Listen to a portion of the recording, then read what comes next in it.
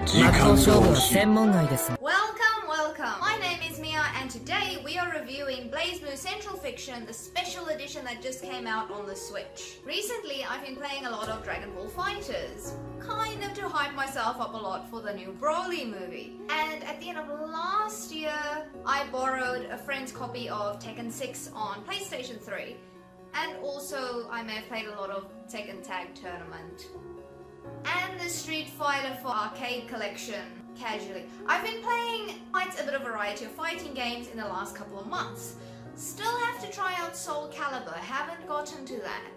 Oh yes, and we played J-Stars at a local tournament that we hosted as the anime club at university. So I thought it was a perfect opportunity to get into the BlazBlue franchise. So being intrigued by the anime style fighting games and having heard positive things about these games in the past, I decided to give BlazBlue Central Fiction a shot, and P-Cube was kind enough to provide me a review code, so thank you so much for the guys over there. So first up, I want to talk about the characters. The BlazBlue characters remind me of so many different anime characters, from Bleach, Fairy Tail. One of the guys kind of looks like the dude from Black Bullet. There's lots of different skins that you can put on your character, and you can roleplay as a character, or you can just pick one that looks really cool. I was trying a lot of the girl characters because I thought it would be really cool to roleplay certain characters. But then I also tried a couple of the guys, which I would dress up as like Goku or Toshiro Hitagaya from Bleach. So yeah, I had a lot of fun picking the different characters and spent a lot of time in arcade mode trying different combinations and getting to learn the different movements. So in terms of the characters, I couldn't pick what I would like to main as for the longest time. Like, I spent like probably 2 to 3 hours just trying out different characters and move combinations, and I actually enjoyed that a lot. Like, it didn't bother me that I didn't jump straight into versus mode or, you know, jumped online to go onto the network.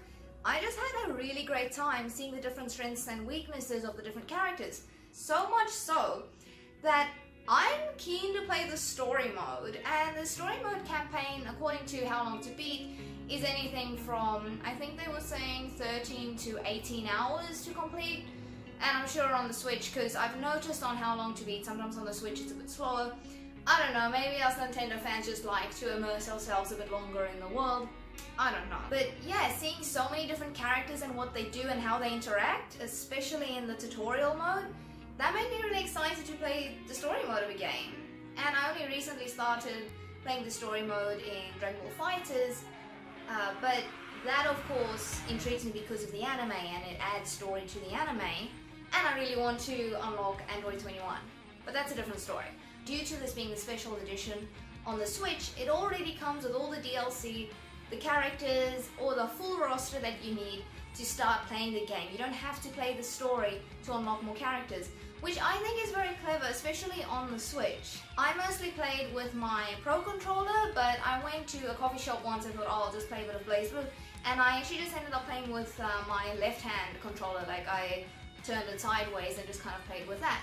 Being a big fan of metal music, the soundtrack is incredible. Some of it is maybe a bit too generic fighting gamey, but a lot of the tracks stood out to me, especially when I first saw the opening cutscene.